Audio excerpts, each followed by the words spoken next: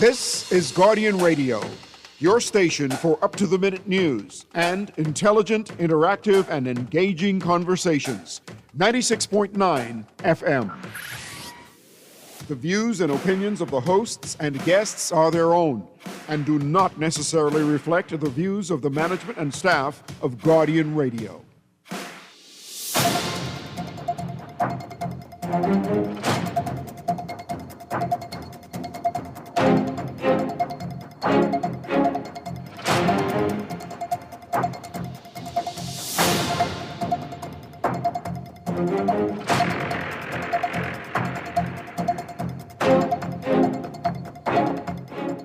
Good afternoon, everybody out there.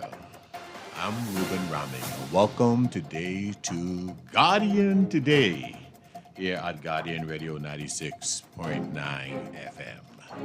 Today we have a special sponsored segment by the Free National Movement, and we have in-house none other than Senator Attorney Michael Barnett, who we will introduce very, very shortly, as we begin to discuss the issue of today, and that is our Smugglers Bill.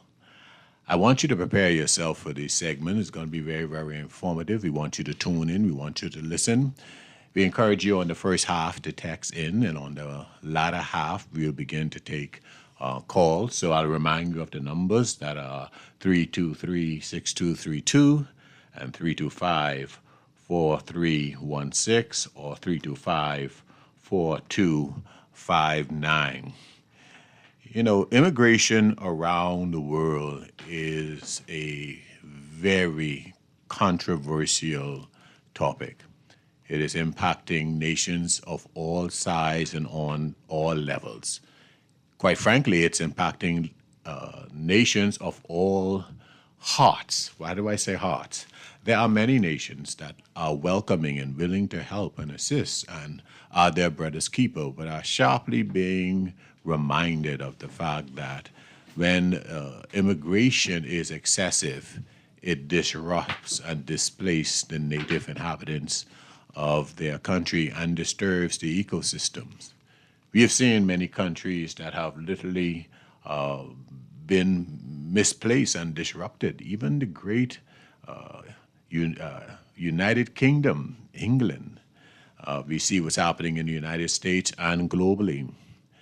We see what happened in CARICOM with the free movement of people, where there are now CARICOM countries that have asked for some sort of relief from the free movement of people, because it is hard to protect your people when you have open borders and you don't have strong policies to allow for immigration. Immigration itself is not necessarily a bad word. Quite frankly, the greatest economic stimulus in the world is immigration. And what do I mean by that? It's called tourism. So the problem is never just immigration. The problem is illegal immigration. Legal immigration drives commerce. It helps spread cultures. It improves our level of health. We see it with our need for doctors and nurses and education. All these are factored into what we call legal immigration or legal migration, which boosts economies and helps with the social dynamics. It brings nations together. But then there are those that disrupt, dishonor, and disrespect the laws of a country by imposing themselves illegally. I've taken offense to recently when the term has begun to be coined irregular migration. I say there's nothing irregular about it. That is legal or it's illegal. Here in the Bahamas, we have been plagued with a label illegal immigration for quite some time. And we know from the great Loftus Rokas time up until even now today. And the Bahamian people being a small group of people who is under 500,000 and probably 250,000 of adults here, we feel the real threat of being displaced by neighboring countries who outnumber us by tens of millions, who see our economic position as prosperous compare to their own and want to come in and find any means necessary to take advantage of it. We see ourselves not having enough resources to sufficiently take care of ourselves, and nonetheless, the influx of persons who migrate here illegally. We've seen the impact on our culture. We've seen the impact on our national security. We've seen the impact on our health and welfare. We've seen the strain on our educational system. We've seen it all around. And yet we, as loving Bahamians, though very, very welcome and known globally for our hospitality, do have a legitimate right and justification for our concern for those who would traverse and break our laws and forcibly enter into our country. And then we have the concern of our greatest assets being so possibly willy-nilly distributed to persons. We've seen and we have heard historically in our country, whereas there are persons who seem to be able to find a shortcut to legalization or becoming citizens in the Commonwealth of the Bahamas, whereas there would have been persons who would have had standing under our Constitution to apply who has been waiting for decades. We feel the imbalance and inequity as relate to the distribution and the access to speedy response as relate to the requests for citizenships. There is a belief of the abuse that we would have in our system over the years that has caused us to be very, very cautious and skeptical of those who are directly linked to enforcing our immigration laws in our country. We've seen much of that over the years. And then now we see here today being debated a now amended version of the Smugglers Bill, which has caused a lot of justifiable concern in the hearts and the minds of our Bahamian people. But today we have in studio Miss Michaela Barnett Ellis, and we're going to traverse this Smugglers Bill. We're going to take a look at the way it was and the way it is, and see if we could bring some further clarification and also position from the party perspective and the legal perspective on this issue. But first, let's take some time and introduce this dynamic lady who is very, very esteemed and very, very qualified. And we're going to take the time to thoroughly introduce her to you here today. Senator Michael Barnett, welcome. Thank you, to Senator. Guardian today. Thank you, Senator Raming. Thank you for having me. It's an absolute pleasure to share the table with you today. It has been an absolute pleasure that someone as lovely and youthful as you are, and you are younger than me, have climbed such a high rank in the legal professions over the years. I sit with you in the Senate. Even the Attorney General is forced to admit of your capabilities and your high level of quality and presentation as you relate to the laws. And I think you may have been colleagues in some firms before. So you are respected without and within. Give us a thorough representation to you so that our listeners can appreciate what you bring to the table when we begin to speak about these things.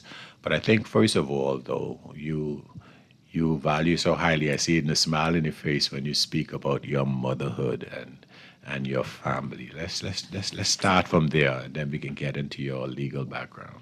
Certainly. So I've said over and over again, I am the mother of a 14-year-old. She'll be 15 in January, and it has been my absolute pleasure and humble honor to be her mother. And what it has done, though, is it has forced me to raise my game. Yes. It's amazing how parenthood pushes you to be your absolute best, because now you have this whole other person that is entirely dependent on you. And So I actually recently this weekend celebrated 18 years as an attorney. So most of that I have been a mother, and I can say that she has pushed me to work harder, be better, to be the best attorney that I can be, to represent my clients, to solve issues, and to really pay attention to my craft, because I know as a daughter of an attorney that success comes through hard work. There is no substitute. And so I became very aware in a way that I probably may not have been had I not been a mother, of the necessity for me to put in the work to be successful in the legal profession. The Attorney General has said this on more than one occasion in the Senate, that there was a point in time when he was my client, and we navigated through some trying times. But law has been an accidental savior for me. I did not want to study law. When I graduated from high school, I did not want to study law. I looked for other things to do. I studied sociology, and I would say my mother, many people have heard this story. I was about to graduate with my bachelor's in sociology, and my mother sent me an email articulating why I needed to study law, and why I needed to be independent and have a career that would allow me to be independent. And so I said, okay, she's right. And I applied for law school. And I am so very grateful that on day one, I loved it. It could have very much gone the other way, but on day one, I loved it. And honestly, to put the amount of time that you need to put into the profession, it has to be something you love. It has to be something that you have a passion for. And so I think I've brought that with me to the Senate, because statutory interpretation, I'm a litigator. All we do is look at statutes and interpret them and apply them, and how we can apply them to the facts of our case, and therefore to the lives of our clients. And so I think that is one of the things I enjoy most in the Senate, is the process of taking apart legislation and thinking about how this applies in reality to the lives of the citizens and residents of the Bahamas. So I think it's a nice, everybody says we need less lawyers, but I think it's a nice pairing. You never need a lawyer until the muck becomes the mire. Yeah. And you need somebody to. And I say to clients, if you engage lawyers earlier on, we could prevent the muck from happening, because really and truly, we don't want to get there when, the ish has hit the fan. We want to get there before it hits the fan, so that we can mitigate and, so that you don't have to go through that trauma. So I always encourage clients to engage attorneys earlier on. Let's avoid the worst from happening. Let's mitigate. Let's make it a little easier. Oh, wow. So indeed, you come from a stellar background and the legal profession up to the highest echelons of the legal affairs in this country. And indeed, you yourself had made tremendous strides, far beyond your time, I would think, because normally, from what I've seen from being around you, the level that you represent in law, I normally see that with people much, much older and experienced time-wise, but you do have the experience through application and exposure. But the other side, you're running for public office. Yes. And in the great constituency of Killarney. Yeah. So what's with you and taking on Goliaths? I think that this is the most amazing country in the world. Yes. And I think that we all have a duty to carry the country forward. And so I am so very grateful for those who have come before us, the men and women who took us to independence, the men and women who took us through deliverance, the men and women who have continued to move this country forward. And I feel that it is our obligation as the next generation to take up the baton and continue to move the country forward. But that's the key. That's how development happens, not just in the Bahamas, but across the world. There needs to be that transfer of power, that transfer of knowledge, that transfer of, okay, now it's time for you to take the lead with the information that you have and the experiences that you have. And that's how we move the country. That's how we move the country forward. It's not really a matter of, taking on Goliaths. I would like to do my part to make the Bahamas a better place for my daughter, your daughter, our children, our parents, our grandparents. It's now, okay, you guys have carried the load. You've trained us, you've raised us, you've brought us up. Let us step forward. And, when the time comes, our children will step forward. And I talk to schools. I see the, young people, whether they're in high school and primary school, and some of them, I can't wait because they are going to do amazing things when they get to the table. And so, we are here but for a season. So I'm here to do my part, move the country forward. And when it's time, the next generation steps up and they do their due. But you're more than law. You study also the social sciences, but you've done a lot of things socially. Give us a glimpse into the other side of you, some of those things that you're involved in. You're involved with all kinds of things. I have been very fortunate. I can, honestly say it's because of where I was, but I became engaged with the Bahamas AIDS Foundation because my mom was president, and so I had a front row seat into the work that they do. I'm also a member of a sorority, Zeta Phi Beta Sorority Incorporated, and we do a lot of social action and give back through that. I just want to help.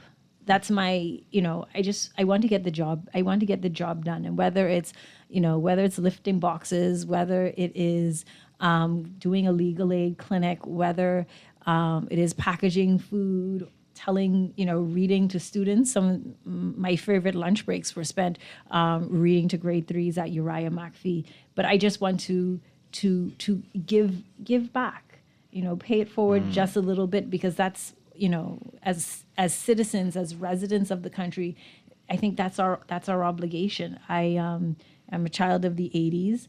And I was, a Girl Guide and a brownie and all of that. And that taught us, the spirit of giving back and how important it was. And it really has carried me through my life, whether it is, like I said, whether it's doing pro bono work, whether it's reading to kids, whether it's just helping somebody out who, has a medical issue and can't contact the doctor and is feeling a little frustrated. Okay, I know that doctor. I know this person. Let me see how I can help out. I think that's, what we must be to each other. Why politics? Why politics? Clearly, I like blood treatment. When I looked at politics, I, like many young people, thought that it could be better and think that it could be better. But I'm not an armchair quarterback. I think, okay, if I think it can be better, let me get involved and engage so that I can help make it better, rather than, sitting at home on the lazy boy chair complaining about what everybody else is doing. So that's also that get engaged part of me that I struggle to sit back and criticize. Okay, there's a problem. Let me see how I can help. Let me see how I can make this better. And I felt that I wanted to see women like me, young professionals, mothers, with humility and grace, to enter into politics, and because I see how we strive, whether it's in banks and law firms and businesses, we are leaders, and so that type of leader I felt was missing in the public arena, and so that's why I said yes. I see for a fact personally, and I know without question, that you are respected on both sides of the aisle, PLP and the FNM. Why the FNM? So I will say that I am one of those persons. I'm a third generation FNM. The thought of being PLP has never remotely crossed my mind. But I did grow up in a Bahamas where I had friends on, and still have friends on both sides. Some may argue that I have more friends on the other side, because I think that the Bahamas cannot succeed on PLPs alone, and it cannot succeed on FNMs alone. And we all have to come together, and we could agree to disagree. I don't, our vote is our constitutional right, and you're entitled to make that decision whether you want to be a PLP or an FNM or a none of the above. But that does not mean that we can't work together to achieve a common goal. And I think that when we start to become too tribalistic, that hinders our growth as a country, because the reality is we need everybody to get involved. Nobody has a monopoly on intelligence or the correct answer. I know you're a team player, but I also know you're a free thinker. Oh, yeah. And on the other side of the break, I want you to answer the next question. And I'm going to say it after these messages. Stay tuned. Try to rest, roll with the best. For all your printing needs, there ain't no one better, no.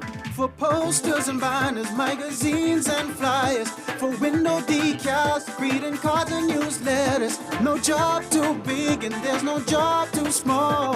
You name it, we can print it. Just give us a call. Let Print Masters bring your masterpiece to life. Located in the Nassau Guardian Building, telephone 302-2361. Love the show? Want to give your support? Become a sponsor today. Call 302-2300 for our rates and packages. That's 302-2300. Become a sponsor on Guardian Radio 96.9 FM. Fresh news, smart talk, all day. This is Guardian Radio, your station for up-to-the-minute news and intelligent, interactive, and engaging conversations. 96.9 FM.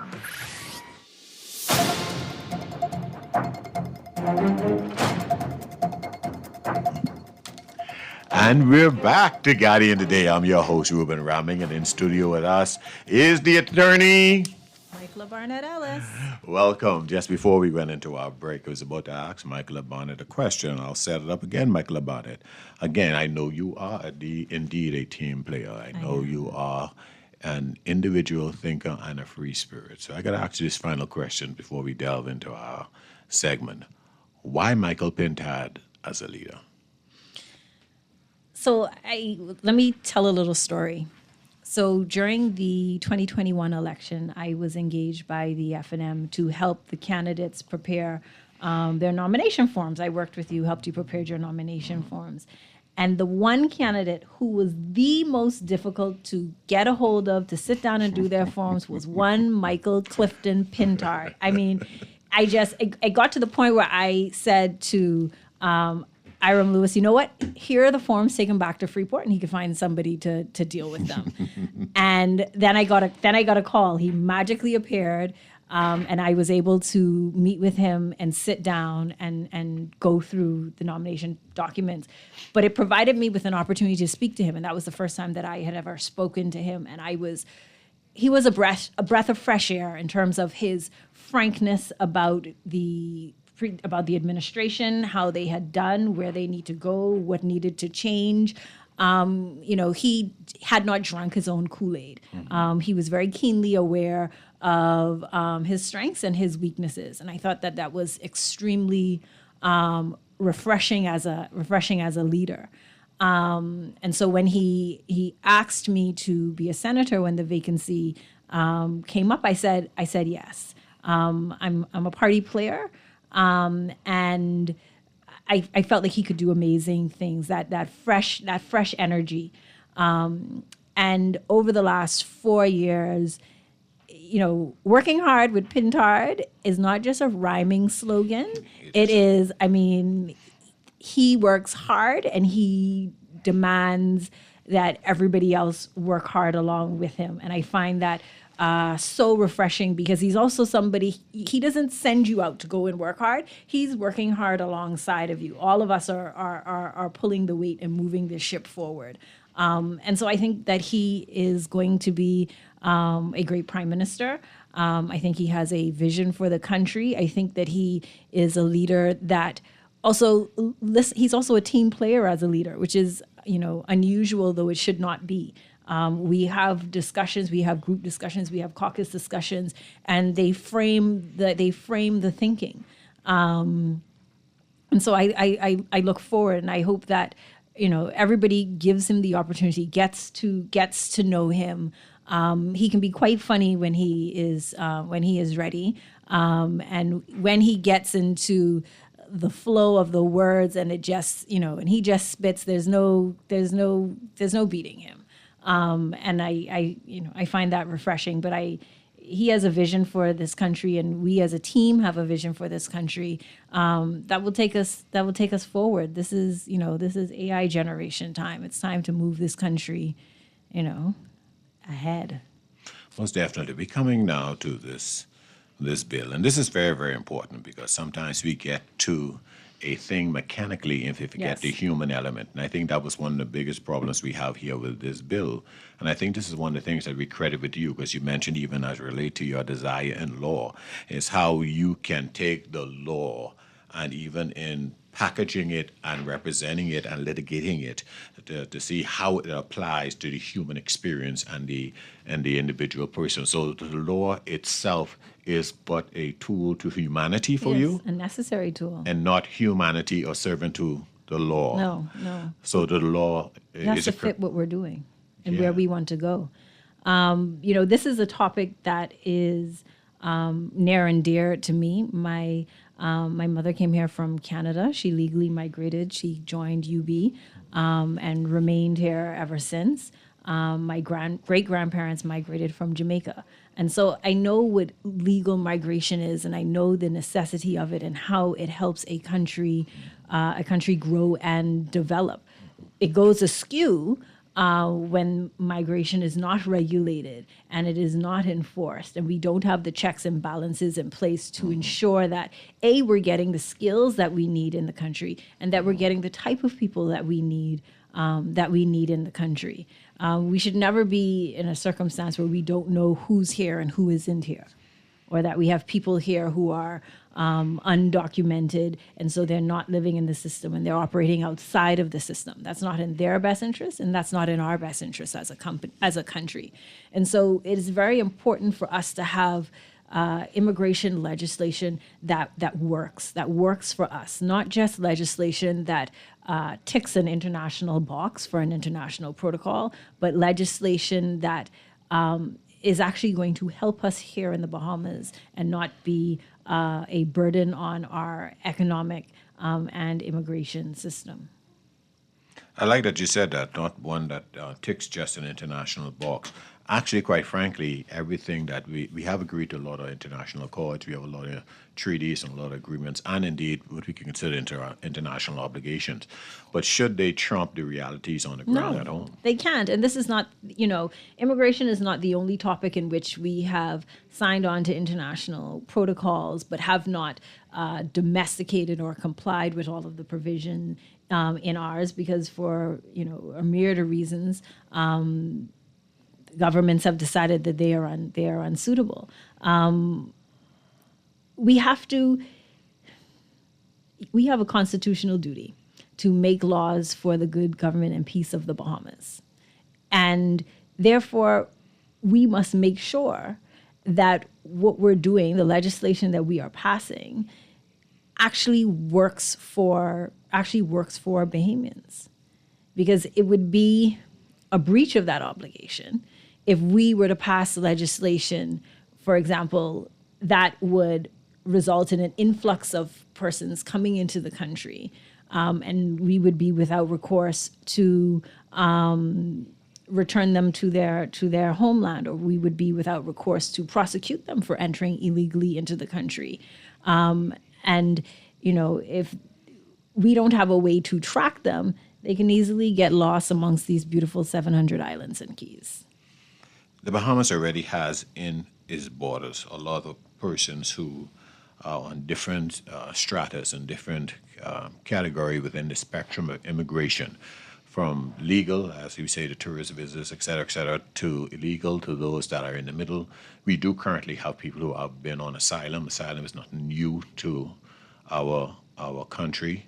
We have some in what we call limbo, those that would have been born here and qualified under the Constitution to apply at the age of 18 for citizenship. And so there are many different stages and categories. Let's do this for me. Make this as succinct and as clear as possible. What is the FNM's position? We're not talking about illegal immigration yet. Let's talk about everybody from the legal down to the ones who are going through the process Because if you're going through the process, I don't consider you legal if you have identified yourself to the state, say, well, I'm here and I'm going through the process. And then we're going to separate the illegal side as something separate. So Yes. everything within the gambit from legal to going through the process, what is the F&M position, their disposition towards these persons, and their position towards the process and finding solution? Tell us about it. So I want to say during the summer, the F&M put out their Operation Shield, which really, in a nutshell, speaks about our position on immigration.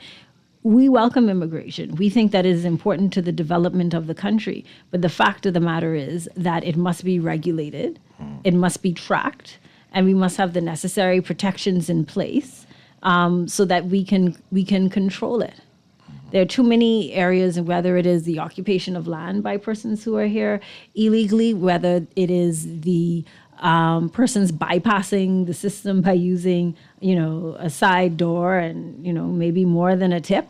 All of that needs to come into play, and we need to have a process of tracking persons who come into the country to ensure that they do not overstay and that they leave when they are supposed to.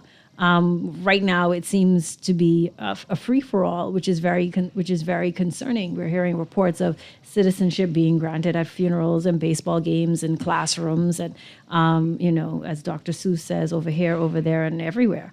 And we need to bring that under control because immigration is an extremely important process in government and governance, and therefore, just as hopefully we would not let financial matters be here, there, and everywhere. Immigration is equally important. I've heard it said in the United States and other places, in other jurisdictions. I've seen it, heard of it in different Middle Eastern countries where they have had such an influx of immigrants of different status that it even changed the political makeup and dynamics of those countries. I've heard a lot of accusations and even established points globally, even in the United States, whereas the immigration is allowed to come in by certain parties to be able to help influence the voting demographics to tilt things in their favor. And in the Bahamas, where a prime minister could lose by, 2 votes? Yes. Well, many of the seats are literally determined by within probably about 150. You would say that's a good average. Yes, that's a good average. As close as that, being able to interject new voters who are totally loyal to you does have a serious political impact.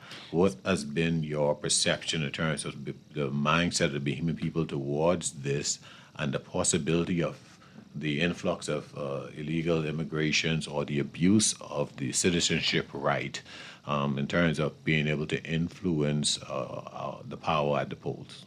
So I can say that wherever I go in the Bahamas, whether I'm in the food store, whether I'm at the baggage carousel at the airport, somebody comes up to me and talks about this issue and that they are concerned that immigration is being used as a political tool.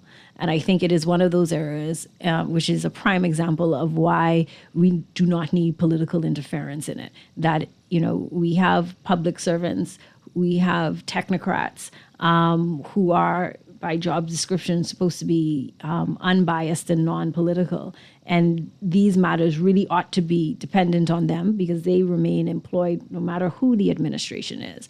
But when you have politicians, when you have ministers getting involved in matters which should be non-political, that's a problem because then you're opening it up for abuse. And so, we need to keep it as sanitized as possible, if I could use that word, for the process. And so that you have a process and people submit the documentation and the documentation is properly vetted and that they go and everybody must go through the same process. But when you have interference and this batch of 10 applications, don't mind the fact that don't do the interview because they can't really speak English. So let's just let's push those through. Don't ask any questions. That's when the problem arises. We do have a process, and we need to ensure that the process is followed. Mm-hmm. Let me ask you a question. It's quite obvious. It's an obvious question, maybe even tough, but hey, that's what you're here for. You build for it. With this smuggling of Migrant Bill 2025. most of the alarm recently has been made by other parties, mainly the COI. And there is a perception out there that, okay, the FNM response is late or slow and dragging. You mean? What are we missing in this perception? Well, first of all, the coalition didn't even have the name of the bill correct. And so, if you can't say that we've followed somebody who couldn't even get the name of the legislation they were complaining about correct. And it's actually not a legislation about asylum at all. The FMM knows governance, and we expect to be the next government of the Bahamas. And so when we look at legislation, when we analyze legislation, when we do the research on legislation, we also research it in the mind of, okay, if we were in government, is this something that we would do? Is this something that we could live with? Is this something that we think is in the best interests of the Bahamas? We don't have the luxury of just popping off and protesting for no reason. We have to take a considered view. They don't have that. They don't have that burden. They can pop off and make noise just cause. But we need to take a considered view because, like I said, we expect to be the next government of the Bahamas, and we have to look at legislation in terms of, is this something that we can live with? Is this something that we think is appropriate? And there have been times that legislation has been passed and we've analyzed it and we've been in agreement with the legislation. Oh, wow. So then it's a whole different perspective between how you will approach something. So if you were to take the approach calling it the silent bill, and you have to adjudicate a law, because that's the whole purpose of laws. It must be able to withstand adjudication, and ultimately it must withstand the constitutional test at the end of the day. And so in challenging the law, you're saying from your perspective, it's more just than simply what you feel, what you say, but the arguments that you present forth must be able to stand the scrutiny. Oh, the first question is going to be, what bill are you talking about? Because I don't see that bill before me. That's going to be the first question. Because you're not even calling it by its proper name. So, that's the first hurdle they'd have to overcome. When we come back on the other side of the bill, we're going to get into this bill. The bill had been amended. They removed Section 11 out of it, but let's have a conversation about the bill as the way it was, because I think intent is as important as the written law. And we need to see, how did we get to this point in the first place with the first representation of the bill that was actually tabled? We want to have your thoughts on the other side of the break. You're tuned in to Guardian Today. This is your host, Ruben Raming, with Senator Michael Barnett Ellis. Michael Barnett Ellis from the Free National Movement. We'll be right back.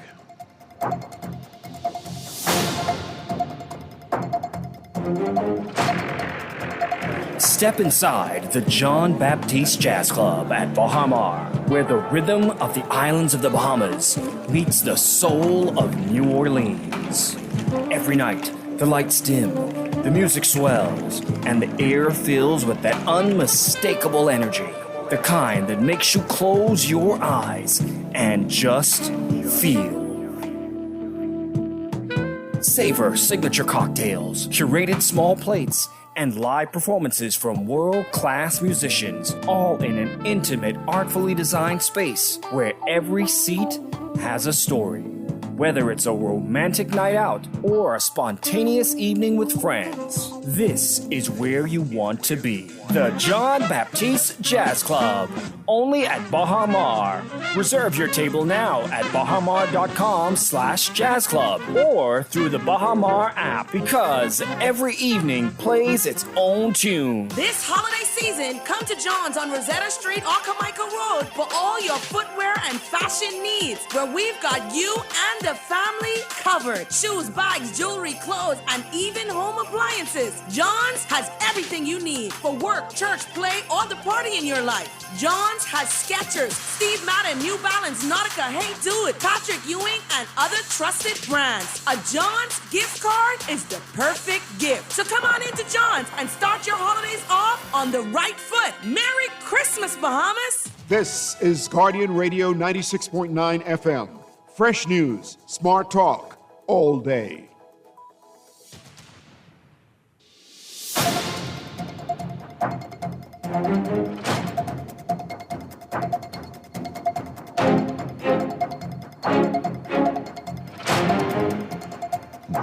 And we're back to Guardian Today. I'm Ruben Raming, and we have... Senator Michaela Barnett Ellis. And we are discussing the Migrant Smugglers Bill Smuggling of Migrants Bill 2025 here in studio today. And we started to talk about a few things leading up to this bill. How did we get here with this bill in and of itself? The most problems seem to be within Section 11 of the bill, because when you come across that section, it seems to conflate a whole lot of things together. First of all, I think, can you give us the definitions, the legal definitions between what is a smuggler and what is a human trafficker?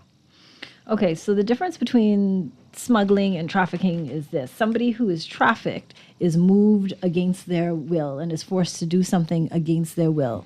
Somebody who is smuggling or is a smuggled migrant, the fact pattern is typically that they've paid the smuggler to smuggle them into the country illegally. It's actually, a very expensive venture, and they may be trafficked as a result of it because they need to pay back the smuggling fees, but they are usually persons who are brought into the country with their consent. They wanted to come to, for example, the Bahamas via boat. So that's the difference between the two of them, which means that somebody who is smuggled is usually complacent in the process and therefore is not a victim because they actively participated. And I think that's a problem that people have with, and that I have with Section 11, because even when you look at the objects and reasons on the initial version of the bill, it reads as if though they've misnumbered it. So in the object and reasons, for some reason, it's referred to as Clause 12 when it's really Clause 11. But it says it provides for immunity from prosecution of smuggled migrants, not immunity from prosecution for smuggling offenses, but immunity from prosecution, which really reads as if it is a blanket immunity, which means that you couldn't charge them for illegal landing, you couldn't charge them for overstaying. And that really, that's the part that most people have taken offense to, because they have participated in a crime. But we're going to waive all penalties. It doesn't track, nor does the reason that has been suggested for the waiving or for the immunity is to allow these persons who have been smuggled to give evidence against the boat captain.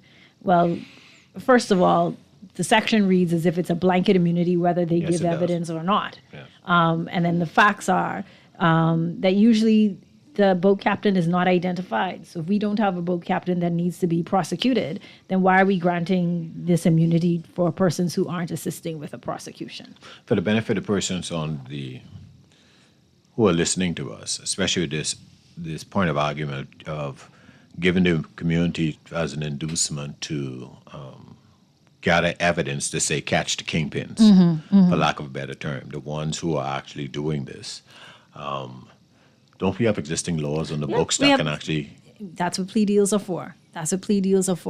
If you give me this evidence, we will grant you immunity, or we will charge you with a lesser offense, or we will reduce your sentence. That is a purpose of a plea deal. And so because we have that existing mechanism, there was no need to grant a blanket immunity to assist with prosecution, because not necessarily immunity, but that happens on a daily basis here in the Bahamas and is an essential tool in our criminal justice system. So then you got to wonder why do that when there are other laws on the books to actually facilitate that? Before we go to this caller, just give us one quick moment here. I want to ask you another question in this regard. The matter of the boat captains, I think it may go over the head of some people to understand when you made the statement that the boat captain is seldom identified. They caused them to get a greater insight into the psyche and the processes of the smuggling/trafficking organizations. Why is it so hard that we know the captain is on that boat? Is one of them. Yes. That was caught. But yet, even still, they aren't able to identify the captain. Why is it so hard to get such intel? Well, our information is that what happens is the person's families, usually back home in Haiti, are have been threatened or may not even be Haiti. Where the smuggler is coming, smuggly, as I've coined them, is coming from. Their families are often threatened, and the reality is the boat captain is not going to stand up and be like, "Hey, it's me. I'm the one guilty of the offense." That's not what happens. So it's a racket, like a mafia hold, that if they testify against their captor or their co-conspirator, who is the captain, who is a leader, then there is collateral damage in terms of family and other persons, so they won't give testimony. So is this some sort of inducement to try to override that self-preservation mechanism, protect those that smuggle? I mean, how successful would that be? But that's what we It's have never plea been deals before. for. But that's what we have plea deals for. But that's what we have plea deals for. Wow. Okay, let's pause a second. We have a call on the line. Caller, you live. Yes, sir. Good afternoon to you. Good afternoon to you. And good afternoon, Miss Bonnet. Good afternoon. Miss Bonnet, I agree with most of the things you were saying as far as immigration or illegal immigration is concerned, and that is we need to have checks and balances. Yes. See, if the law spoke clearly to what it is as far as immigration is concerned, then people wouldn't feel so. All this anxiety wouldn't be there, because if the laws are there and it's carried out now, not just being on the books, but if it is carried out, then people wouldn't have too much concern. Agreed. Also, I want to say, like Mr. Rahman said, I do believe that certain population here really plays a role in how our elections are won. And I believe this by-election was one that spoke to that. I personally believe, and Ms. Barnes could look into this, how much. Well, I think Brian Brown probably should have been the one in the House of Assembly. Oh, I agree. I think there's a certain voting bloc that created that problem for Mr. Brown. And so that's why we just can't sit down and play the thing with the big S. I agree. I agree. That's why we need to, make sure we have checks and balances in place and continue to apply pressure so that immigration cannot be used as a political tool, so that elections can be swayed or certain agendas can be pushed. You there, caller? Next caller, we good. So now here it is. You identified in this bill alone how many of the points within the bill can actually be addressed by matters that are already presently on our books, existing right now. We see the bill does speak without prejudice that the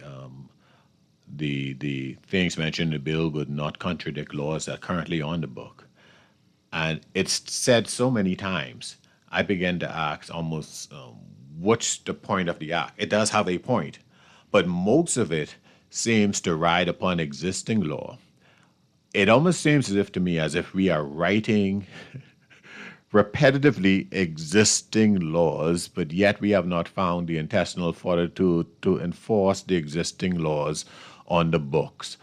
If they were to obey the laws as written now, how much of this bill you think would be relevant? Not a lot of it. The part of it that is most relevant is the part relating to the smuggling offenses. We need those. Yes. But everything else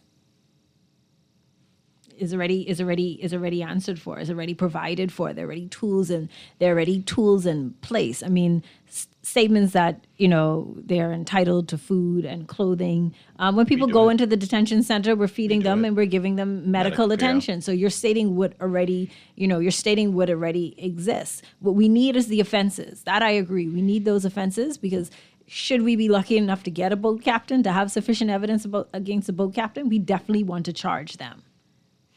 Well, let's go back to the boat captain. I think there's a number to $300,000, if I'm correct. $300,000. What's the penalty that's affixed to the crime, and how could the penalty be enforced? How could we enforce that when it's so difficult to even find and locate the actors. Now, this is almost like a chicken and egg kind of thing, because they're saying we were offering the immunity because it's been withdrawn. Yes. We were offering the immunity as an inducement for them to turn coat and give up evidence on the major players in the game. But the major player in the game, for the most instances, apart from maybe the captain who would have been caught because they would have been captaining the boat, most of them may be outside the jurisdiction to be able to, and the offenses and the penalty, how enforceable are they in this current scenario right now? I mean, have we been catching anyone? Well, we haven't. So we've had an incident a few years ago where there was a smuggling operation, and I think the persons died on the boat. But we were unable to charge the captain of the boat with smuggling. They were charged with their lesser offense. But I see we got to go to break so I can answer. Yes, let's pull this up on the other side. You're tuning in to Guardian today here on your show. I'm host Ruben Raming, and in studio there is Senator Michael Barnett Ellis. We'll be right back.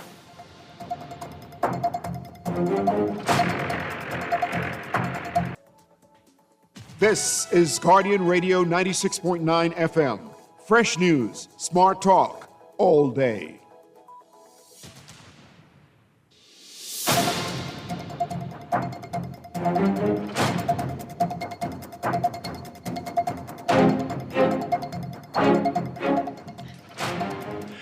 And we're back to Guardian Today. I'm your host, Ruben Raming, and in the studio with me is Senator Michael Barnett Ellis.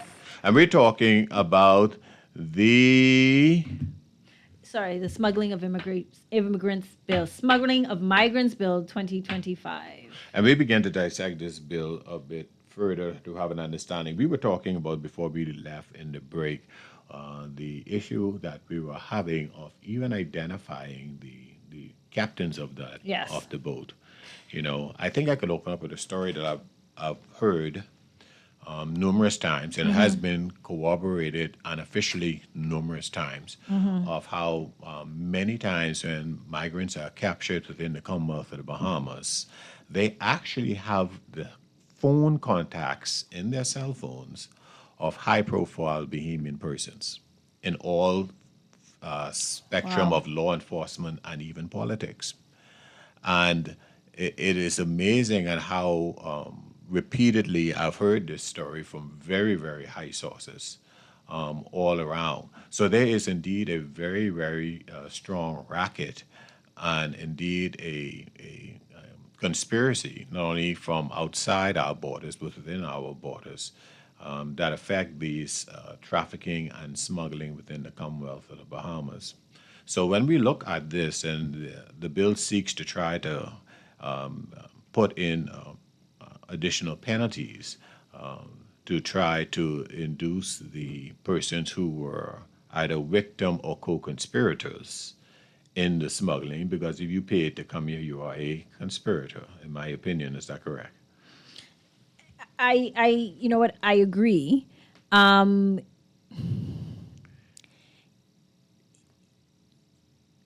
a matter of investigation. Exactly. It's a matter of investigation. I don't think that the boat captain is on the boat with a T-shirt saying "Captain." It's a matter of investigation. But fortunately, by removing the blanket immunity that was under Section 11, now we can investigate everybody and determine who is the boat captain. Let's use plea deals and see who is going to give us information in exchange for their freedom, so that we can identify and gather the information that we need to prosecute the appropriate persons. But for that to have effect, then that means all those who are caught up in that conspiracy, apart from those who have been adjudicated and proven to be victims, should endure the harshest possible penalty as not only justice, but also as an inducement for us to get the evidence we need to get to the kingpins in this matter. So offering a kind of immunity in itself just simply weakens our position and our position in law enforcement, intelligence gathering, and preventative methods to mitigate against the very same vice that this bill seeks to address. You know, I want to go back to what you started to say at the beginning, though, in identifying them as victims. You know, the first step is to conduct an investigation as to how those persons came to be on the boat. And once the investigation says that they paid monies to come into the Bahamas illegally, they are not a victim. They are complacent in the process.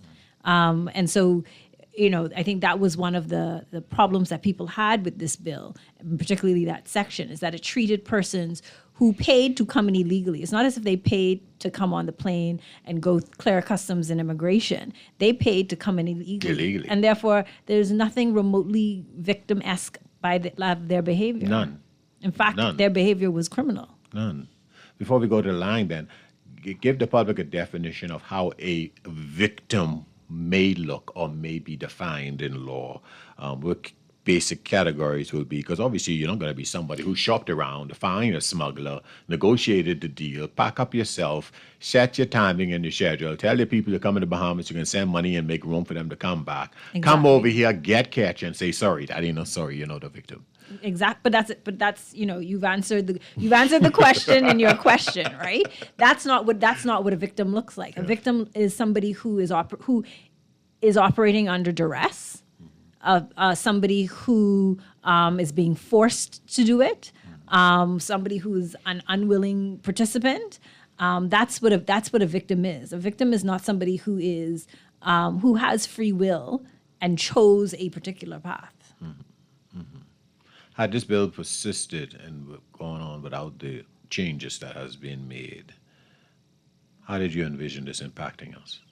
Oh, it was going to impact. It was extremely adversely, because what would happen is that persons who, and often they don't know how many persons are on the boat, they would have been able to come in or know that if they came in and said, you know, I am a victim of smuggling, bam, blanket immunity, thank you for coming to the Bahamas, and there would be no cost, no penalty.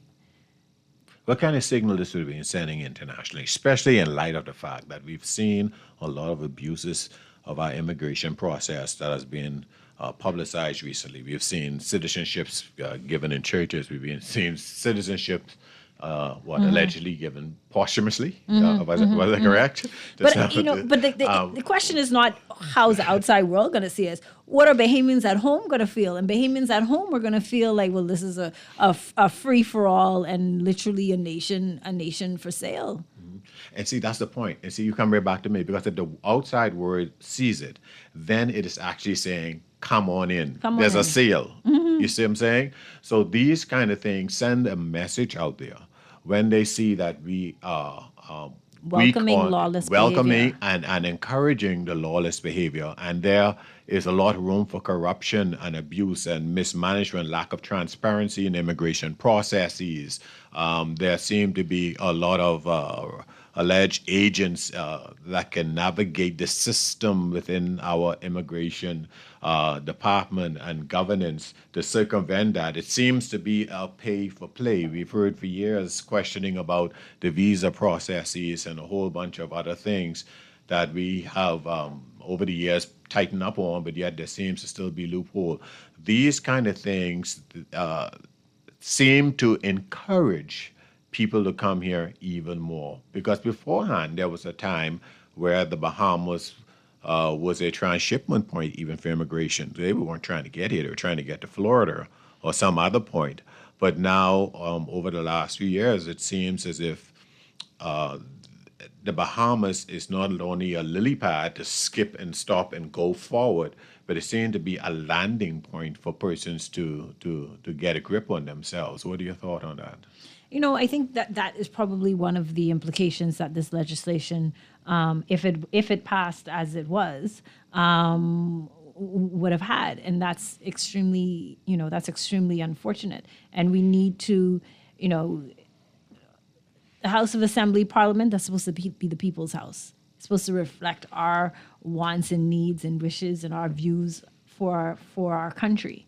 And if this legislation passed as it was, it essentially would have been a signal that this administration, doesn't really care what the residents and citizens of the Bahamas think. Did they consult? Not enough. If they did, not enough. And unfortunately, and this is something, Ruben, you know more than anybody else, I talk about all the time in the Senate and the importance of it, because it is the people's house and they are representatives of the people. And in order to be a representative of the people, you have to ask the people what they think. I know for a fact, listening to it, and if you pull the articles, I've heard so many organizations, pharmaceutical associations, doctors, Chamber of Commerce, and many of them over the years. I've heard it from other governments, but I've heard it prolifically over the years, saying that these things are coming true and you're not consulting with us. And it has been raised in the Senate many times. Man, come on, man. Too many people saying you're not consulting. Now, who lie in here? Because you're saying you're consulting, but these people are saying in writing, you did not consult with us. And unfortunately, there's a belief that they tick the box on consulting by uploading legislation on a website and say, well, everybody's free to read it and that's consultation. That is not consultation. No, that's politics. Yeah, exactly. That's the same kind of politics where the law says that the Prime Minister must consult with the leader of the opposition on the appointments of senators. And all that concerning benchmark for that consultant in law is he pick up the phone and say, this is what I'm doing. I'm appointing this person, bye. And the law means that met the threshold of consultation. Yes. No. You don't consult with the Bahamian people like that by saying, I'm just going to stick something in and post it. You need to go out and you need to consult with them. We have a call on the line right now. Call you on. Yeah, good afternoon, Senators. Good afternoon. Good afternoon. Yeah, I'm listening to the conversation. Now that Section 11 of that particular bill is going to be amended, would that be the only contention that people had with the bill? What about Section 735, where it speaks to miscellaneous, giving the minister the authority to deal with regulations to this particular bill and it being able to supersede any other existing bill? Is this okay? This is how, I've spoken to someone, they said that this is how we draft legislation in the Bahamas, whereas we would have a miscellaneous section. I don't know what that means. And giving the minister all of this power. But this is your response will be, I have another question I would like to ask. I want to hear your response. Go ahead. Certainly. So I think, first of all, for me, I think the appropriate minister for the smuggling of migrants bill should have been the Minister of Immigration. The current draft has it as the Minister of National Security. And I don't think that's appropriate given that the powers of the minister in this act also includes allowing persons to stay temporarily for the purposes of facilitating prosecution. I think that's something that comes under the purview of immigration, and the appropriate minister should be immigration. With relation to the prevailing law, I think that if there's that there should not be a need for this paragraph, that where there's legislation that is inconsistent, when pieces of legislation like this come up, they should also be amendments to the other pieces of legislation which may be inconsistent, so that there is consistency all around, because certainty is extremely important, and uncertainty gives rise for opportunity of unfairness and injustice. So to the extent that there are legislation, other written laws that conflict or inconsistent, then we should be seeing some other pieces of legislation coming up for amendments so that there can be a consistent approach across legislation. So we would be correct by pointing this out, to the public at large, because I didn't hear any mention of Section 735. I didn't hear anything on that as if it's okay and that is what they're going to go with. But in respect to the previous, recent by-election. Yes. According to a political analyst, they said that going west, very few persons would have voted, and the F&M candidate would have won 9 out of the 18 or 17 polling divisions. Yes. But he would have lost. So the F&M and the candidate would have all of the data. in respect to where those polling divisions are located that he lost in, Yes. and who were the demographics, who would have played a role in putting the PLP candidate over the top. And that is very concerning for me as a Bahamian.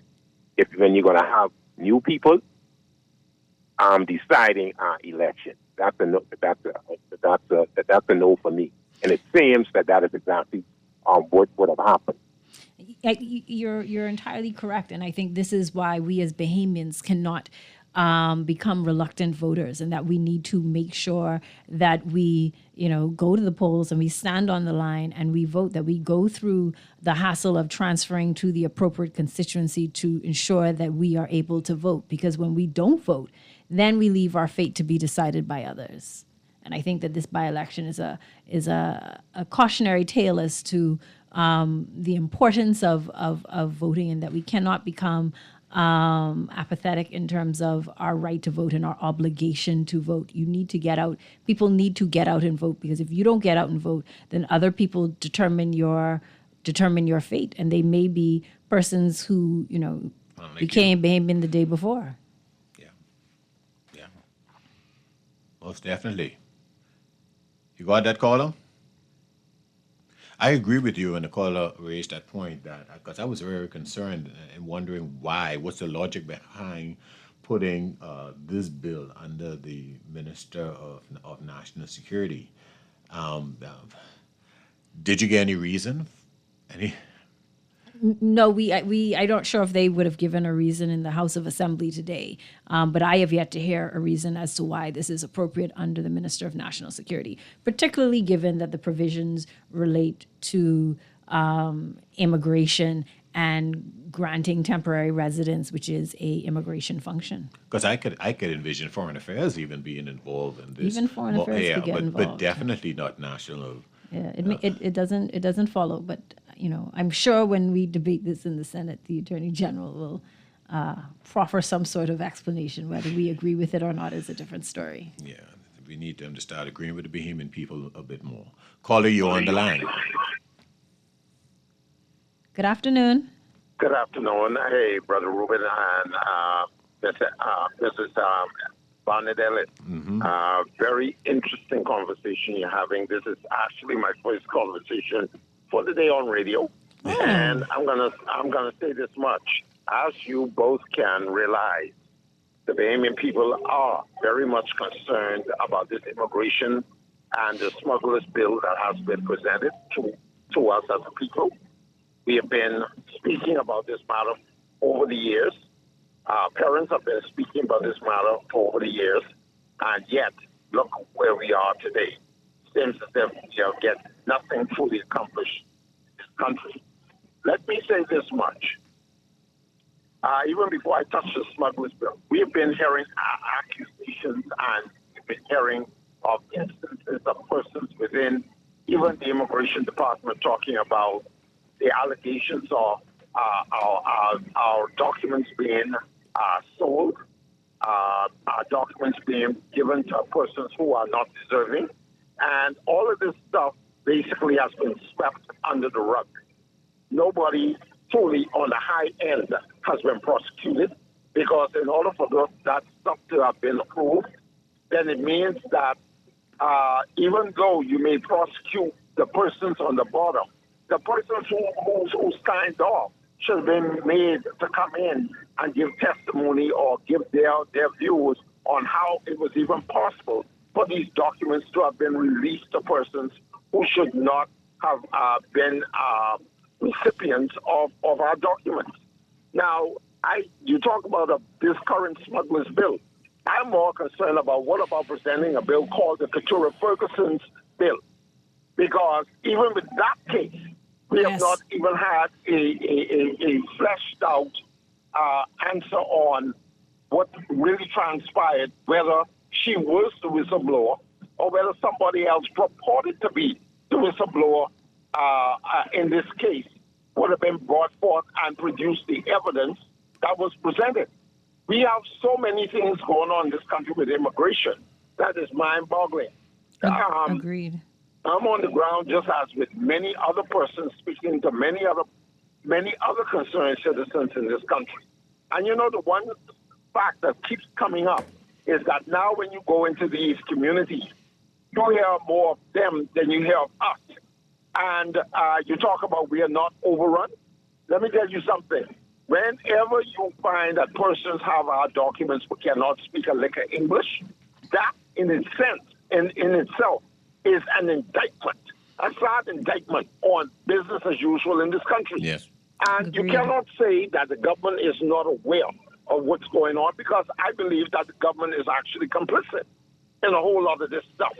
We are concerned citizens, concerned about our country, concerned about our way of life, concerned about what the Bahamas once was and what it is today, and yet we have politicians in our house. We have the Attorney General's office in our house, you know, where people are questioning the validity of these people.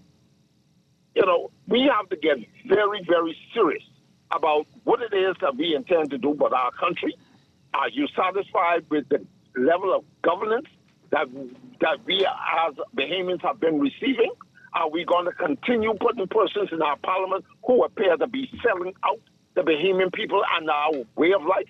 Is that what we're going to sell it for? And we deserve better. Yeah, we definitely deserve better, caller. You know, what comes to mind, Senator Bondalis? Here it is.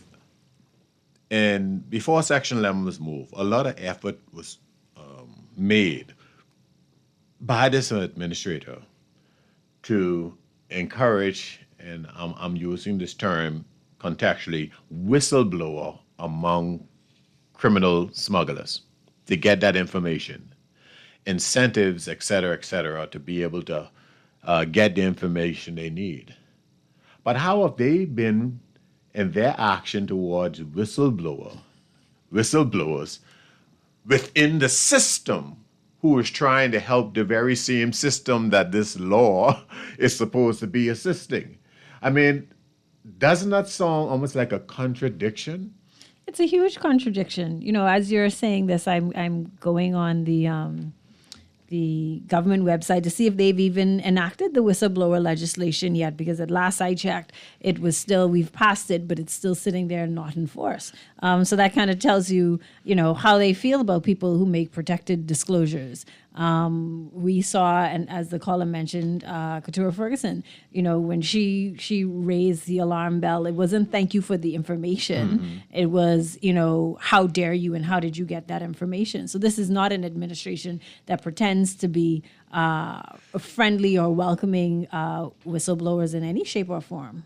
And it doesn't matter whether the whistle being blown saves lives, saves process, saves the integrity of the organization, the ministry, or even the Commonwealth of the Bahamas. No. It's okay to blow the whistle on somebody else, but just don't blow the whistle on me. Yeah, no, they're definitely saving face is a huge priority for this administration. But didn't this administration at one point in time advocate the use of whistles, eh? They did. They did. So it still hasn't been passed. It still hasn't been passed. It hasn't been enacted. It has not. It's been passed, but it has not been enacted. Enacted. My apologies. It is not enforced. So that's how they feel about whistleblowers. So now that's the question. Now the public need to write to their MP, raise their voices on, because if persons are more inclined to tell the truth, then those who are custodian of the truth will be more inclined to be truthful, because people don't do what you expect. People do what you inspect. And when they realize that those who are not a party to corruption but want to see things done properly are willing, if need be, to blow a whistle, I think that will help a lot with improving the integrity of the status quo. Without a doubt, because, you know, as I talk to persons, you know, their concern is what are the repercussions if they know that I am talking to you, if they know that I'm sharing this information. You know, I need, you know, food store is expensive. I need my job. I need to be able to eat. And the threat is always, you know, even if we're behaving badly, if you tell somebody, you know, you are going to be punished in some sort of way, and people are afraid of that. That's why, you know, there is whistleblower legislation to offer that protection. But like I said, this administration hasn't seen fit to bring it into force. So that's this administration. What would a Pintail administration do? What would they do differently? What are they willing to commit to wholeheartedly as it relates to these critical matters? In this context, the immigration and dealing with persons who have justifiable cases for immigration and dealing with those who have trespassed against the Commonwealth of the Bahamas. Tell us clearly exactly what the Free National Movement is going to do. What Michael Pintail is willing to stand on, commit to, and do or die about.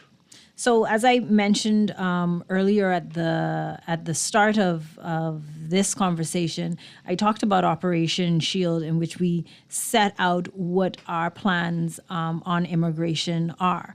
We need to secure our land, we need to heighten surveillance, investigate political abuse and unfairness, limit approvals, disclose data. So we have set out what our plan is for immigration. We've been waiting for a report on citizenship and a report on residency applications. We have not seen that from the government yet. We know that public and private land is being occupied by persons here illegally. We need to take steps to remove them off of that land where they are there without permission, to protect because our land is our real estate. That's our crown land. Those are our assets. We need to heighten surveillance and enforcement. We need more boats on the water. We need more persons in the community so that we know. Person A came in, they were supposed to leave on the 30th of December. It's now the 15th of January. They have not left yet. Why haven't they left? We need to go get them and ensure that they leave the country.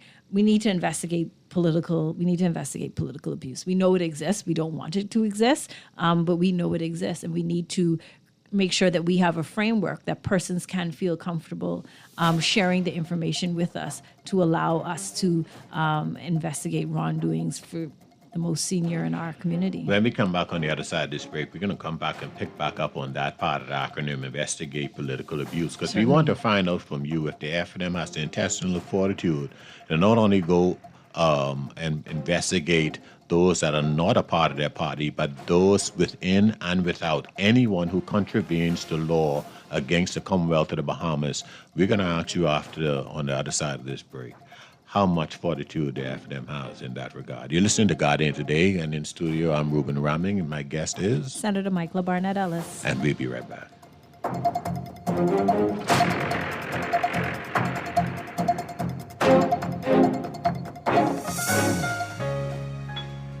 This holiday season, give yourself the gift of a fresh start with a personal loan at Fidelity. You could win refreshing prizes like a luxurious spa day, John Boat gift certificates, a cruise for two, and more. Make that move to a fresh start today. Call 356-7764. Promotion ends December 19th. Fidelity, we're good for you.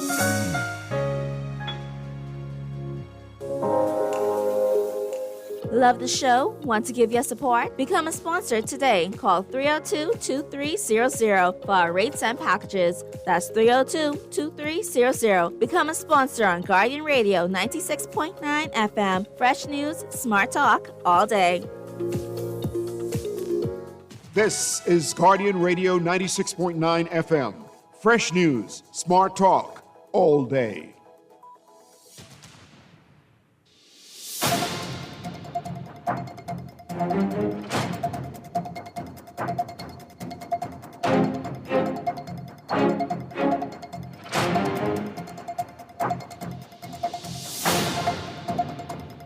And we're back. I'm Reuben Ramming, and I'm with...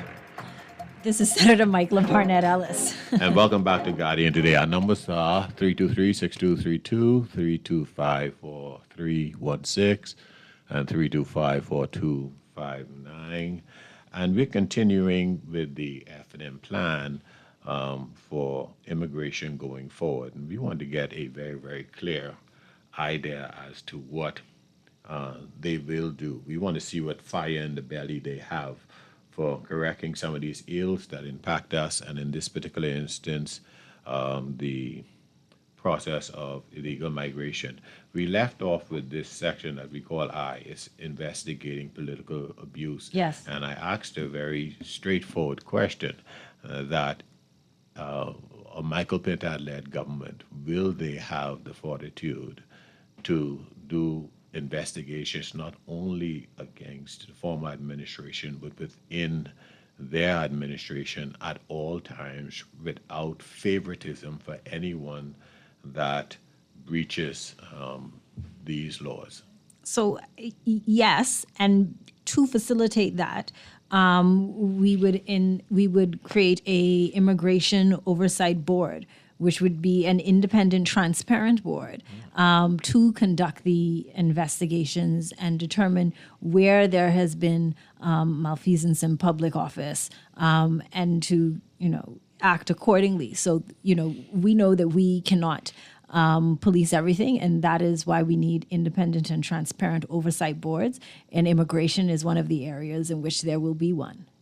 And that, to me, shows a determination to remove the scent or even inference of political interference by having an independent board conduct that sort of research. We have a saying in law, a lawyer who represents himself as a fool for a client, right? Mm-hmm. And this is, okay, we know that we cannot police ourselves. That does not smell right. That shows that perhaps can lead to bias. Let's have an independent body do it.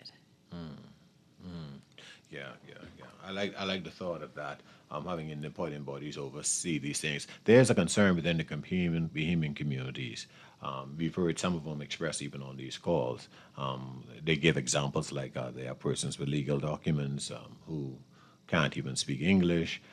In short, the appearance, at the least, the appearance of impropriety has crept into a higher level. Yes. As it relates to the process of citizenship and the grants of passport, our highest document within our Commonwealth.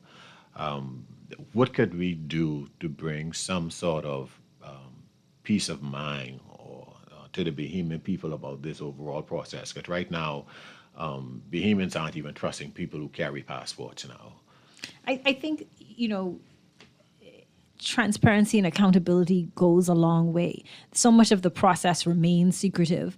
The government had promised a immigration report. We have yet to see it. Why haven't we seen it? What is there to hide? I thought there was nothing to hide. But we also have a government that doesn't think that we have an immigration problem. And so when you have somebody who is gaslighting you, when you see it's a duck, it's walking like a duck, it's talking like a duck, but they telling you it's a cow, that's when that distrust happens. And so we need to have more accountability and transparency in the system. And we also need to own where we are, own our strengths and own our weaknesses, because, persons have a concern, and it is a valid concern. And so saying that, it's not an issue does not create trust, because clearly you see nothing wrong with the way that things are going and aren't willing to even look at it and scrutinize to see if perhaps you missed something and there actually is something wrong. I want to speak to you as a Bahamian. What really have you suspicious about this original draft of this bill, and how did that speak to you, that this passed through all of the government bureaucracy? It was brought to cabinet by the prime minister, who allowed it to be presented, and the whole cabinet agreed on this and this mentality. And even so, right now, they have removed certain segments of the bill that should not have even passed their scrutiny in the first place. The question is why now? Why the rush? Like, why is this happening now? Because I would have thought, if I were in their shoes, that I would have brought this to public consultation. Let's have a discussion about it, because it shows that you are doing you are consulting with people, that you care about what they think, and that you are an active administration. And if this bill is the right course and is the right thing to do, you ought to be able to persuade the public that it is.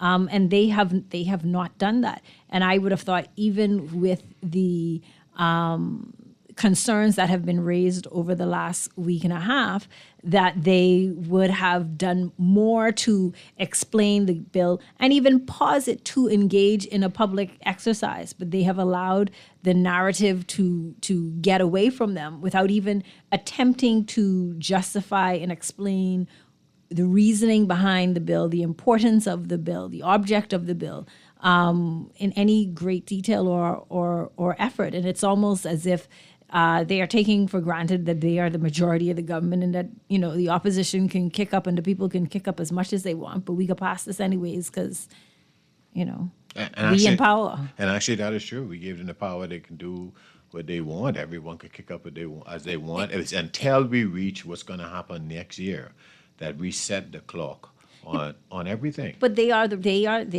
representatives of the people, and they need to act as representatives of the people, and therefore consult with the people that they are representing. The failure to do so is, you know, this is, you know, unfortunately, when you say fire them, because now they're breaching the contract that they had with us. That is their responsibility. They are our representatives. You're politically astute. Why would a prime minister and a government going into an election that can be, in any event, is very, very soon right now, pass something like this that is so, well, present something like this that is so contentious, unless the interest that it serves is more important to them than the people who complain? What your political insight can at least offer to help us to understand why would they do such a thing like this, coming so close to an election? You know, I like that argument. However, for me, they're simply arrogant. They think that they can do as they want and have to explain nothing to anybody. Yes, they may very well be serving a particular interest by this legislation, but it's also the arrogance in which they have gone about this. Because like I said, if they believe that they are on the right side of history and that this bill is necessary and in the best interest of the people, then why not consult? They have an amazing PR machine, a PR machine like no other. They could have milked this and had consultation and travel. You know, they like to travel, so now it's domestic travel across the length and breadth of the Bahamas and explain this legislation. Or even have videos, but they've chosen not to because they simply don't care to explain it to the public. What else about this legislation, apart from Section 7, that stands out to you? Section 11. Section 11. You know, I'm also concerned about the reference to, and we sort of talked about this at the beginning, the reference to persons who have been smuggled as victims, because they are complacent in the smuggling. They arranged it, they applied for it, they paid the monies, they got on the boat. They are not victims. They chose to come to the Bahamas without coming through customs and without coming through immigration and coming through the legitimate legal way. They chose to come to the Bahamas illegally. Therefore, they are not victims. They've chosen to engage in criminal behavior. And so the fact that this act seems to paint that behavior as victim behavior, and I can understand why people are now confusing it with trafficking, because somebody who's trafficked is a victim, but somebody who has smuggled and participated in smuggling is not. So it's also the tone of this legislation or the narrative that they are trying to create that is concerning. I agree, we need the offenses, but a lot of the rest of this, no, they need to kill the bill and go back to the drawing board and talk to the Bahamian people. So you don't shed a tear for this bill now being amended. You actually think it should be killed. Yes, I think they need to start again. Excellent. We were talking about your shield. We want to make sure I get this point wrapped up because there's a couple other points. We last spoke about investigating the political abuses, which is very, very critical. We saw a lot of it. The Bahamian people saw it happening in churches. We saw it happening all over the different places. We saw things that happened across in the Chinese immigrants. And we've seen so many things, so much so that the Minister of Immigration had to be reassigned to to at least alleviate the pressure on the government in this regard. So definitely we've seen political abuse, especially in recent time. But what else has to offer in this SHIELD program that you presented? Okay, so we've done the S, we've done the H, we've done the I. The next is the E, which is end unfairness and enforce stronger penalties. So the FNM will ensure that anybody who comes to the Bahamas illegally, even those who are smuggled, that cannot be an avenue to citizenship. You cannot come here illegally and then receive the benefit of citizenship. That's not how it works. That's not how it works. And we are going to put law in place to specifically deal with that, because maybe it's the mother in me, but we don't reward bad behavior. Okay. So let's make this clear now. Down home. We So don't if you reward. come here legally, luck buck. there is no pathway to citizenship. No pathway to citizenship. If you want to be a citizen of the Bahamas, then you need to come here the legal way. Is this groundbreaking? It shouldn't be. There should be. It is groundbreaking, but it shouldn't be. Like I said, maybe it's the mother and me, but we ought not to be rewarding bad behavior. Has any other government ever committed to something this? Not that I'm aware of.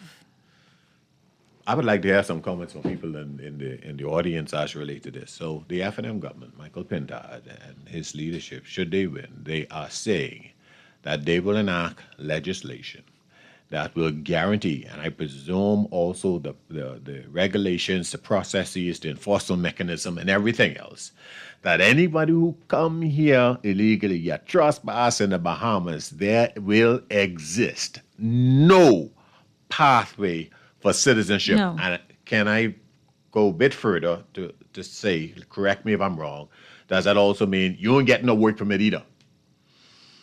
If you come here illegally. I agree. Definitely no citizenship. Definitely no citizenship. Definitely no citizenship. I think it should then follow that it's no work permit, it's no permanent residence. It should follow. Okay, we have a call on the line because Certainly. I want to finish this because I know beforehand there have been many instances for many years when I've been told that we've repatriated people, they come right back 2 weeks later under different names and so on and so forth. Sometimes the same Under name. the former FNM administration, they started processing them by sending the judges down to the islands. Yes. Don't even bring them to the Providence. We No. send the judge to you. And so those persons are properly documented. So if they're caught again, they are in the system. And now, should a Pintard administration comes in, you get catch coming here illegally, in no way, no politician, nobody else, your pastor, your MP, nobody can come here and you ain't touching our passport because you broke our law. I get that right, That's right? our position, yes. All right. Caller, you on. Good afternoon. Good afternoon. To Ms. Ellis Good afternoon. and Mr. Raman. Good afternoon. I have a question and I have a statement I want to make after the question. Okay. All right. Well, you are in the Senate, right? Yes, we are. So you all are also part of the government, right? Yes, we are. Well, okay. Not according you to think them. it is appropriate what both of you are doing right now in this same particular bill, even if it's been amended, has to come before you all, speaking about the bill to the general public as being both senators for the opposition at this time? Yes, actually, it's important that we do this because in having these conversations, we get feedback from people, which will inform our contributions. But don't you think it seems like it's more or less being influenced by what are you saying? Is basically opposite of what the government is saying. That's what I'm saying to you. Well, we are in. It's appropriate to do it as also public servants. Also part about the discussion about. 1 second, caller. Actually, quite frankly, you're wrong. The government should be doing this too. I'm not getting you. I'm asking. No. I'm saying that point is wrong. I value the question is good because I think it helps a lot of other people. But let me tell you why you're wrong. The very same government should have been here talking about this ahead of time too. See, everyone could make mistakes, but what public consultation does, it allows the people to have feedback. And the feedback of the people help you to formulate the legislation. If you were here, I don't know if you heard earlier when Senator Battis spoke about her relationship with the law. And she was saying how for her it's important that the law, what did you say, Senator Alice, fits into the human experiences. Laws aren't just made because you're powerful. Every single law of this country is supposed to be made for the benefit of the people of the country. Senator Betty, Alice, you want to add something? Yeah, I just wanted to say to the caller that it's, often that's a position that you take when a matter is being discussed in court, right? And you don't want to influence the decision of a jury, for example, or a judge, for example, who is a independent arbiter of the matter. But that's not the case in the Senate. Our jobs in the Senate is to be persuasive. Okay, let me say this to you guys. I know both of you are knowledgeable that this particular smuggling bill that's being presented, right? I don't know if it's in its current form, but it was imposed on us by the United Nations and Amnesty International. Don't you all know that? So, it hasn't been imposed on us, right? They have prepared, the UN has prepared model legislation as a recommendation, but it is not an imposition. And countries are allowed to accept it in whole, accept it in part, or reject it altogether. And there are lots of incidences with international treaties where we have not implemented that into our domestic legislation. So this isn't something that is being forced upon us. It is something that has been recommended to us, but there's no legal obligation for us to domesticate it into Bahamian law. Does and that there help? have been many other jurisdictions which have shunned it to this point as well. And there have been other international obligations that we have not domesticated. But does that help answer your question? Caller? You still there? Oh, okay. I hope that answered his question. Yeah. Actually, I wanted to have something like this as we go to our break, whereas we can encourage more of our legislators to, before a bill is debated in the House, to come before the people to discuss it openly in an open forum. And that has been something that I had wished to have done. And quite frankly, I would really like to, and I'm going to send a message to Senator Ryan Pinder, maybe come back on next Monday and help us understand, man, the rhythm and the rhyme of these things. We should encourage more persons who have a say in the House and in the lower house to come and speak to their public. You tune in to Guardian Today. I'm Ruben Ramming, and this is Senator Michael Barnett I'll be Ellis. right back after this message.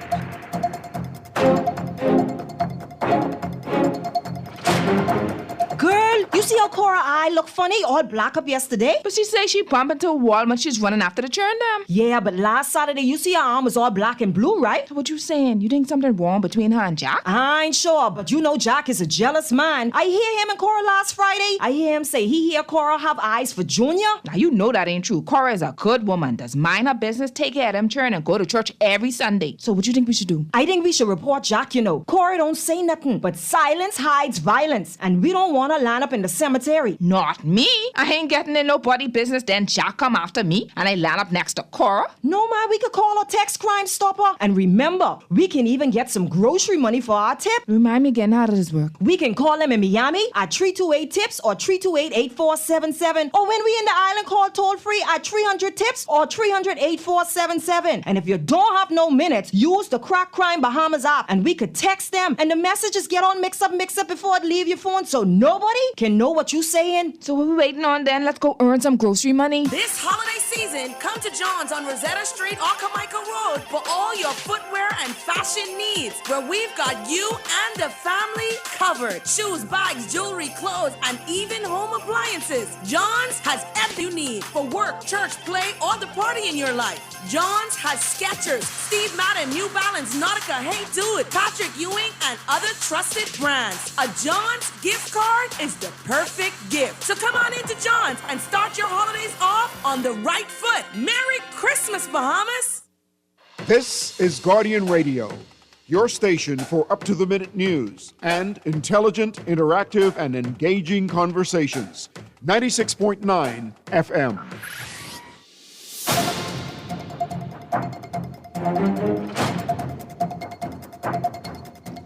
And we're back. I'm Ruben Ramming here on Guardian Today, and I'm Senator Michaela Barnett Ellis. And we want to, in these final hours, go over another salient point that's risen by that caller. We want to encourage more public dialogue and matters that are raised in the Bahamian House and also in the Senate. And just recently, they had the debate on the resolution for the borrowing of the new hospital.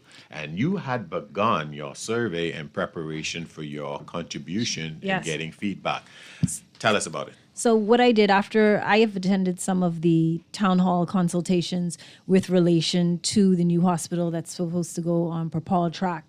And last week, the Parliament debated the borrowing resolution because they're borrowing money from the Chinese to fund the hospital. So what I did is I prepared a survey and sent it out to the residents of that surrounding community, so that West Grove, Highland Terrace, Sanford Drive, for Paul track, and asked them to give me their feedback on the hospital, whether they felt as if they had been consulted, whether they felt that the government has listened to their views, whether they want the government to look for another location, how they felt about the funding. Because you're right, I feel that, we are there to talk about the views of the people and to make their views heard and to present their position. And I think it's extremely important for us to consult with them. And, a simple survey has shown me that actually persons who live in the area who will be immediately impacted by the hospital, they are concerned. They're concerned about the traffic. They're concerned about the flooding. You'll remember during Tropical Storm Emilia, they had unprecedented flooding in the area. And now we're building a massive structure on the well fields. And how is that going to impact the drainage of water? They have concerns, but they have felt that those concerns have fallen on deaf ears. But I think that having a representative who is listening and asking the questions, because you matter, your vote matters, your position matters, and I'm here to look after your interests, is extremely important.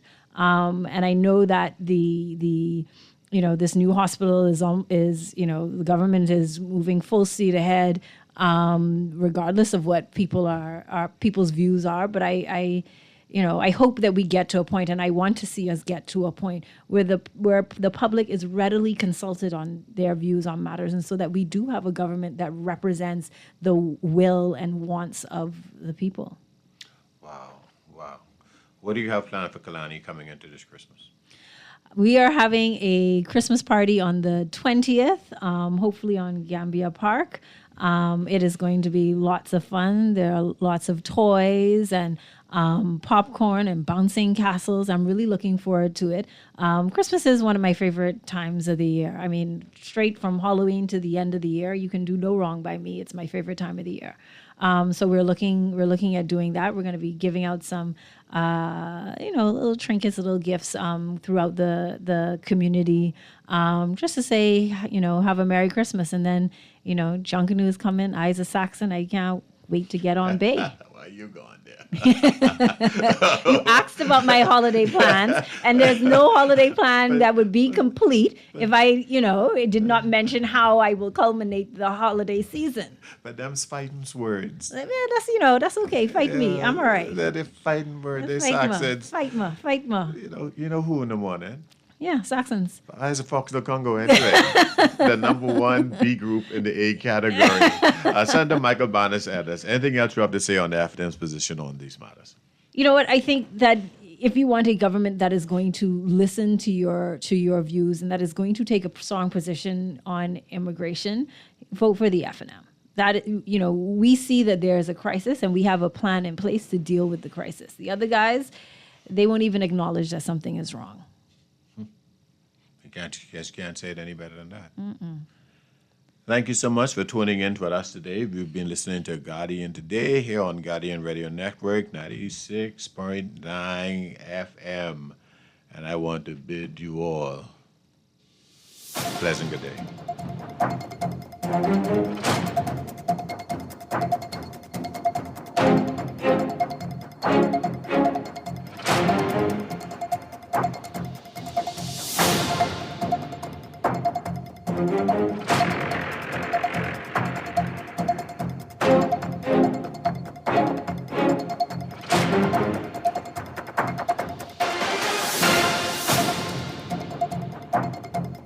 Bye.